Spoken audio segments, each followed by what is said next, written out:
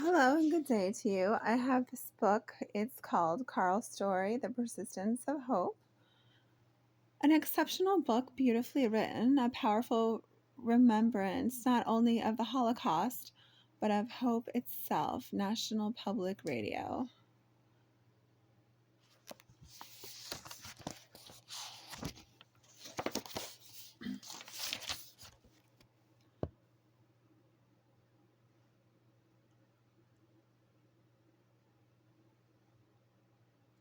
Carl's Story, A Persistence of Hope. And there's some scribbles on top, but I can't make it out. It says to Kelly,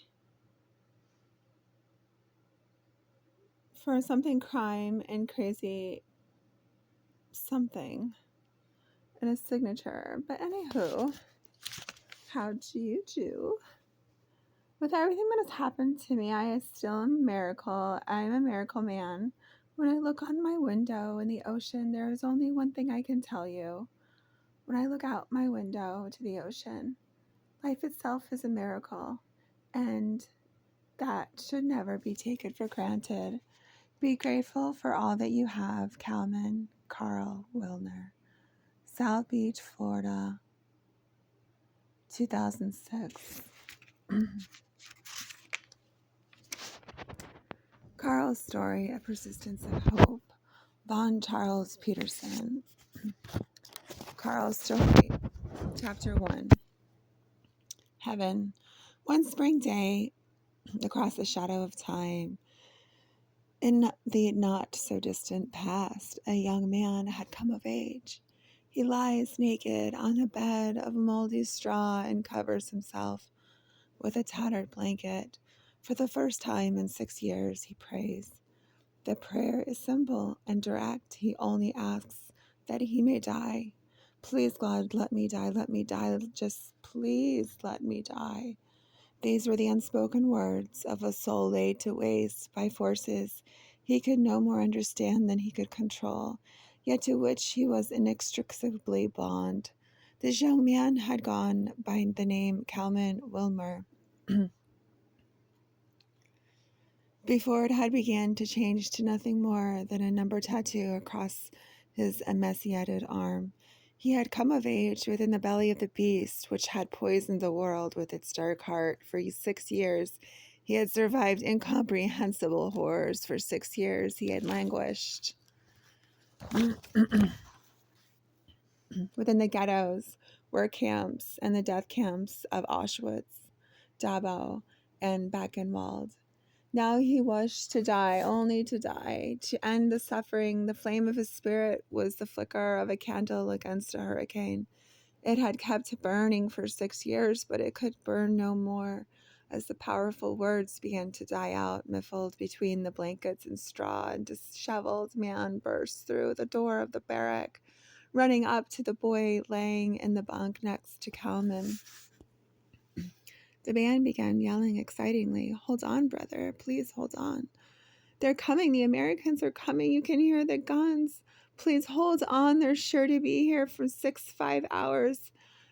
Just hold a little longer," he pleaded desperately. Hearing these words, Kalman, who at 19 years of age weighed a mere 75 pounds, a Muslim of a man, skin and bones, drifted into a sense of anesthetic dream. 6 hours, the young man's voice rang out.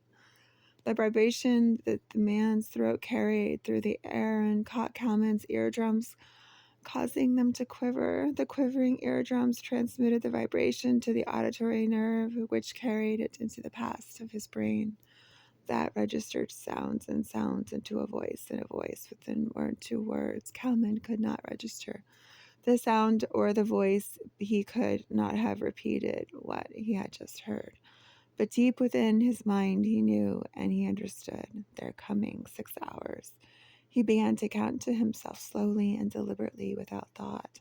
6 years, 6 months, 6 weeks, 6 days, 6 hours. Kalman slowly opened his eyes. All was white. The place he now lay was pure white, and his skin was cocooned in softness. Surrounding him were white walls, and there were what seemed to be nuns walking about the room, who were also dressed in white uniforms and habits. Standing next to him, with a shoulder donning a white jacket, his face tanned and weathered, his features seemingly chiseled in stone, tears swelled in the soldier's eyes and streamed down his face as he looked down at the living skeleton laying in the bed before him, at Calman, the mausoleum, and his heart wrenched. Calman gazed around the room through the haze of his eyes. Everything seemed transparent. The corners of the walls, sharp angles cast in wood and plaster, all shimmering slowly as it made from a cloud, and the solidity of the world gave way to the ephemeral of a dream, as sand creeping slowly through an outstretched hand. For 5 weeks, Kalman had drifted in and out of a coma, regaining semi-consciousness for brief moments and seemingly only whiteness. He felt himself surely to be in heaven, waking to a whiteness of the world and covered in soft white comforts of the cotton sheets. Kalman was at peace, knowing now that he was in heaven, and he drifted back into a slumber. A wisp of walnut brown hair fell loosely from beneath the nun's habit. She had perfectly shaped almond eyes, which bore the same deep brown shade as her hair, the eyes accented greatly by the light that shone within them. She peered softly at Kalman. "Will he make it, doctor?"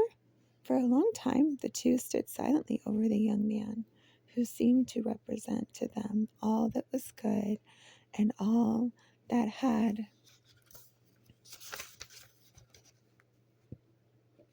gone wrong in the world.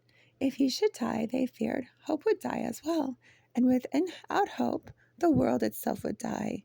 Finally, the captain spoke, his voice a deep baritone, yet shaking and fatigued. "I don't know, sister, I don't know." The room fell silent again after a few moments. The captain continued. "When the medics found him in Dabaku, he was lying in a pile of corpses next to the crematorium. He was still breathing, and his pulse was barely perceptible, but he was alive. God knows how, but he was alive. They pulled him from the carnage and brought him here. All we could do was wait. Then he awoke. I felt I was looking into the face of a ghost, or perhaps the face of God." The sister replied faintly, "Beginnings.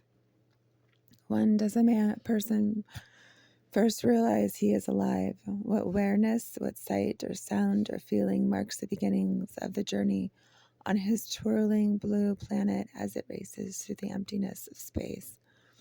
When does the persistence of memory begin to build on each passing moment and become a life lived and remembered?" Kalman Wilner's awareness began in 1926 on a cool morning at the age of 3, as we being carried in school on the father's shoulders to visit rabbi teacher Yagsky in the small village of Dąbrowa Toronska in southeast Poland. The two father and son made their way down the dirt road toward the market square in the center of town. The sky was pale blue, and wisps of high white clouds stretched across the horizon.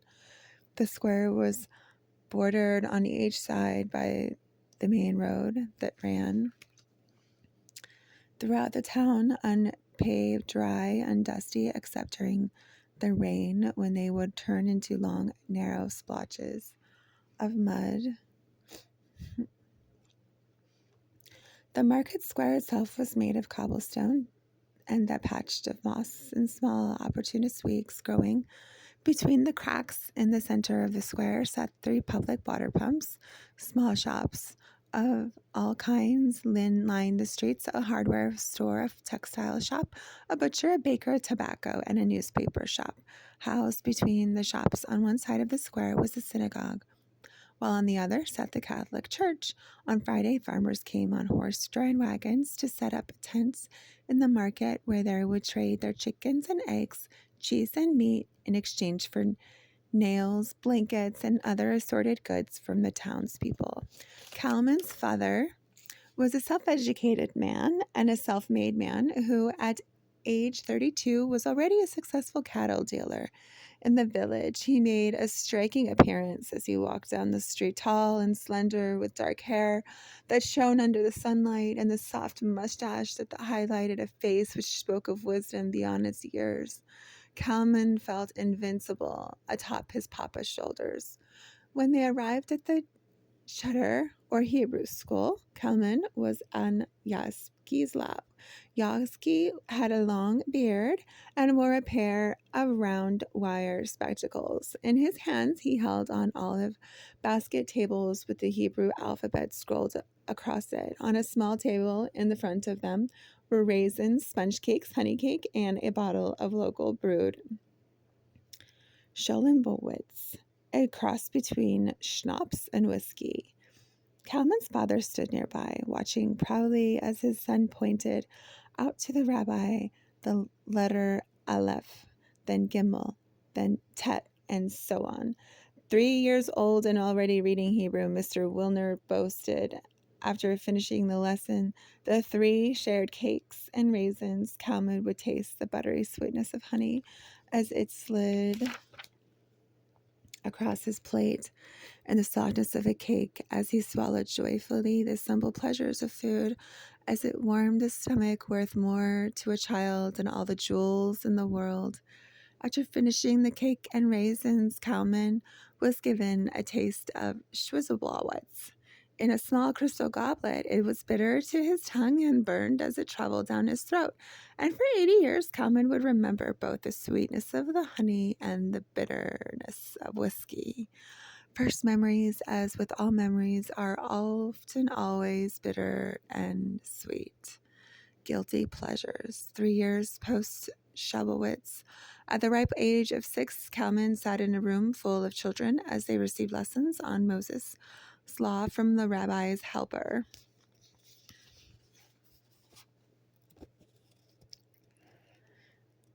Ever the inquisitive young boy, Kalman's wandering eyes scanned the room when he spotted an open box of candy lying on the bench in front of him. As the other children sat memorizing, dozing, bored, or otherwise preoccupied, Kalman carefully reached over and snatched a few pieces of the irresistible treats out of the box. Just as quickly as he pulled back his arm back and clenched the candies in his fist, Kalman felt all eyes in the room falling on him. The lesson went on uninterrupted. Nothing was said. Finally, Kalman raised his head only once to find that no one was paying attention to him at all. No one had noticed his clutching hands all over. After all, he quickly slipped the candies in his pant pockets and warily sucked the sticky residue off his fingers, just as the rabbi's helper began to recite the 10 words or 10 commandments. Thou shalt not steal rang from the pews. Kalman's stomach sank. The boxes of candy were too sold for a few groceries to help support the school, and now he had taken some. If Adam and Eve were sent out of Eden for eating an apple, his little head raisined. Would not the universe take retribution on him for stealing the bonbons?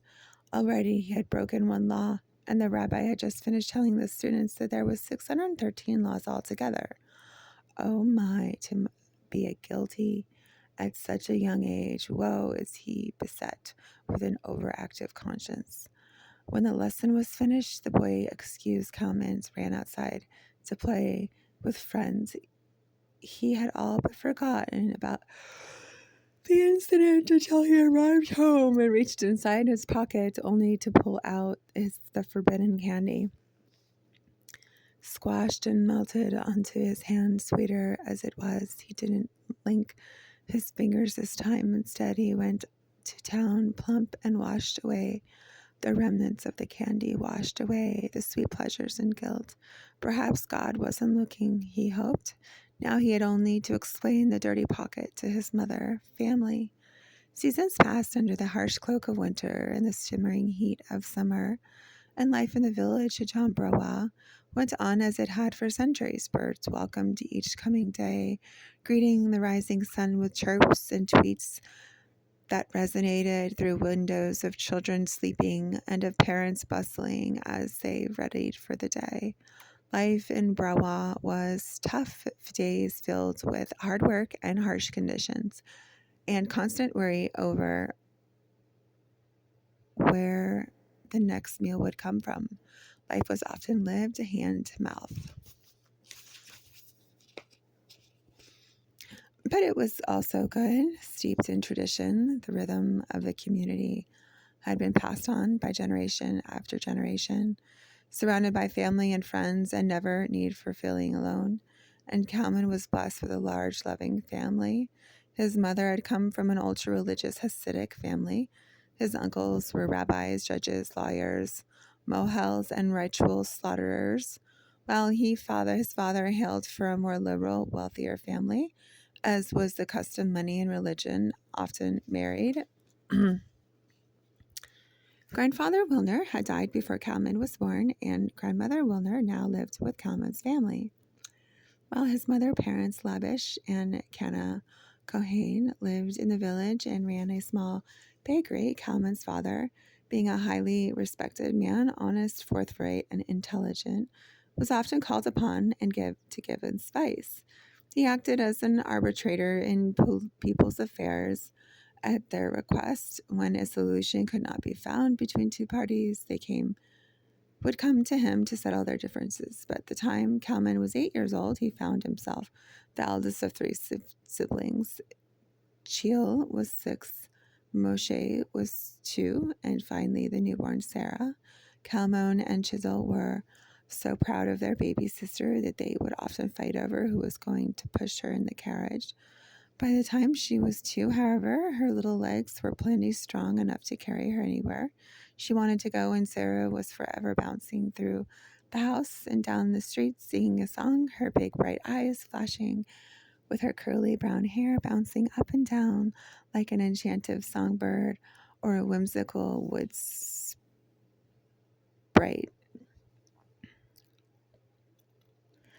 Including aunts, uncles, cousins, and grandparents, the family consisted of 82 people, many of whom lived nearby, and the Wilners' household was always bustling with activity. Arising early one could crisp autumn morning as this air nipped gently as his skin, Kalman gazed at the full moon as it hung in the pre-dawn sky above the hills and farms surrounding Derbrawa. It glowed with an eerie orange hue magnified by the haze and dust, and the fall harvest, and Kalman's curiosity of the world filled him with wonder and awe. The harvest festival of Sukkot was taking place, and the two elder brothers revealed in their celebration of an abundance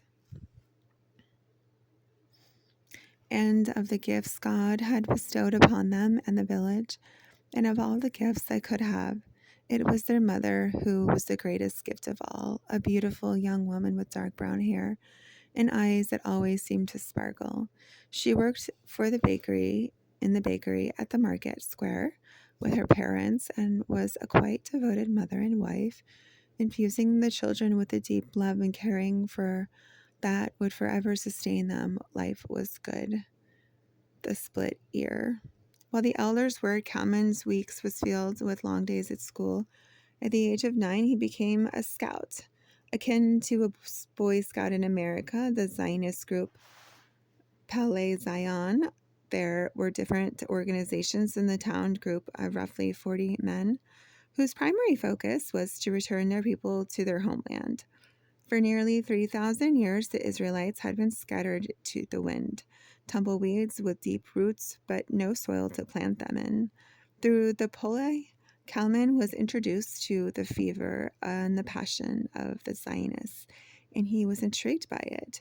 When Herschel Goldbalt, the first pioneer from town to join at kibbutz in the land,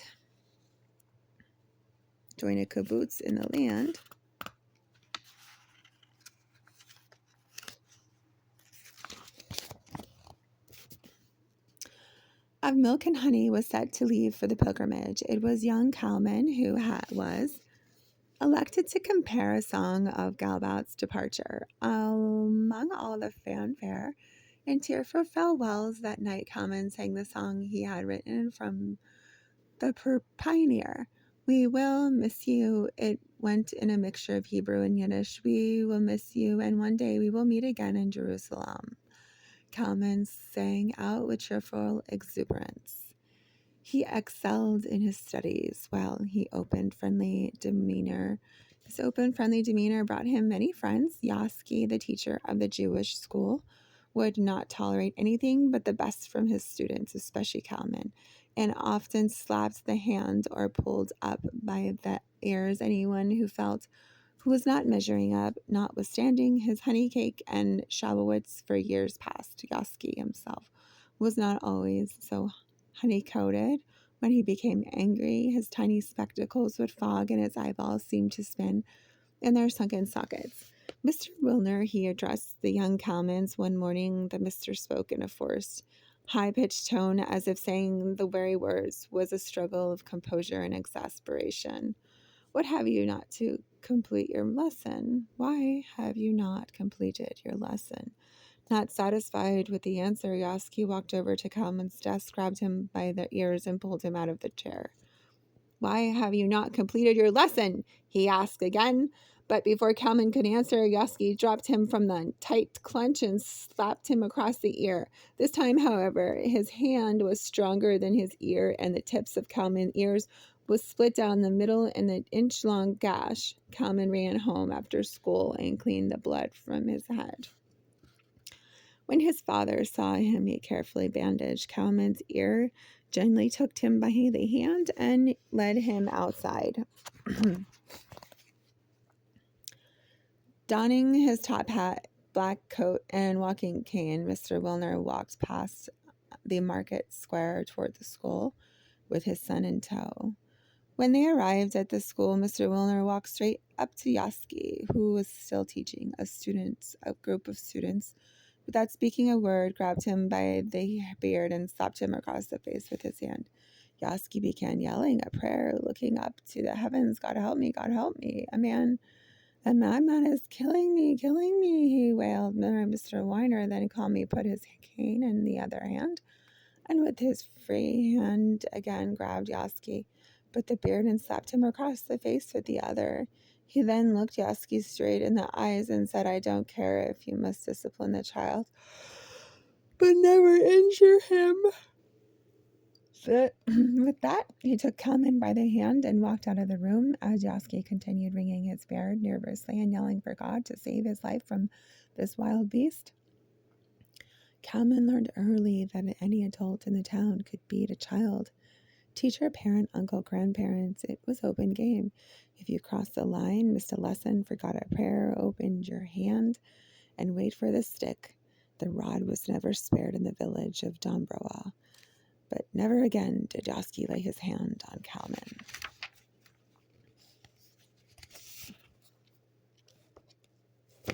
Between the words and a silvery moon, between the polished school of the Hebrew school, between mathematics and the Talmud, between cultures both equally mysterious and layered with hidden meaning, concentrations, and diligence, to one's studies was expected and demanded. Knowledge and learning was of the highest priority. In the Wilner's household, the bookcases were lined with works from Tolstoy to Jack London, from Schopenhauer to Spinoza.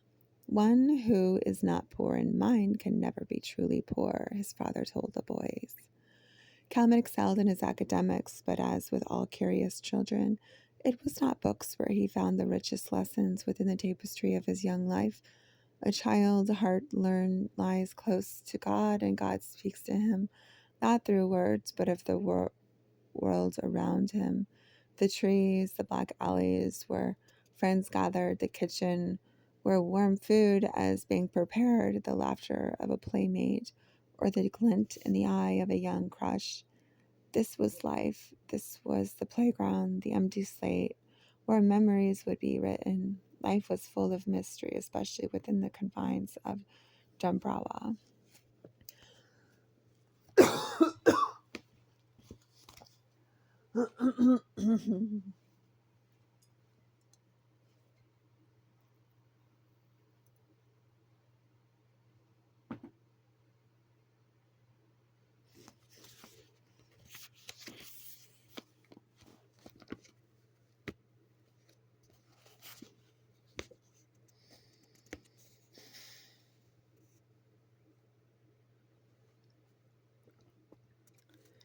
Midnight was when the dead would walk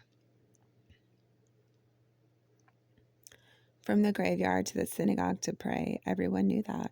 And each time Kalman walked past the old burial grounds in the woods on the edge of town, he would imagine the procession of departed souls making their nightly pilgrimage to the synagogue, where they would gather inside there to read the sacred texts painted on the inner walls. Kalman would pick up their pace, surely to be safely tucked away in bed but midnight, so as not to meet any of the dear departed himself inadvertently. The dead were never far from the living in Dombrawa, nor in lean times the living with the dead, and sometimes the two would meet, the living and the dead, in a space where restless spirits reigned. And so it was, when a rich and prosperous merchant evicted a family of 9 onto the streets for being late on their rent. The father of the clan, a skinny man, with a large apple's eye, was frenzied with fear and worry. How would we live? What will become of us? Winter is short to come and will swallow us in the frigid cold, he pleaded with the landlord, a sweaty man with a bushy black beard, speckled with hints of gray, and a stomach so round and tight it looked like Hindenburg was being squeezed out of his pants. He also possessed a bulbous nose and forehead, thick and honey-like, and bunny like a Neanderthal's, which always made his silk top hat tilt upward. I can't help you, the landlord answered matter-of-factly. The law is the law, and if you can't pay, you must leave. Of course, he never mentioned that he had already rented the house to someone else for more money. But the people of Dumbrawa would not allow the family to go without. So the rabbi and the leaders of the town found a small house for the family to live and food to eat.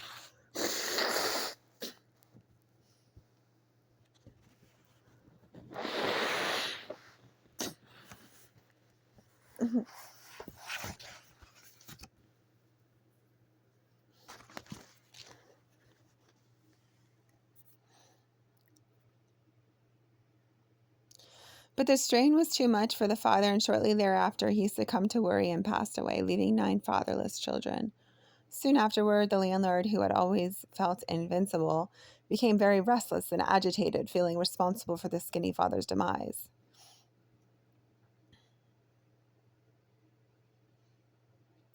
But the people of Zambrano would not allow the family to go without, so the rabbi and the leaders of the town found a small house for the family to live in and food to eat. But the strain was too much for the father, and shortly thereafter he succumbed to worry and passed away, leaving 9 fatherless children.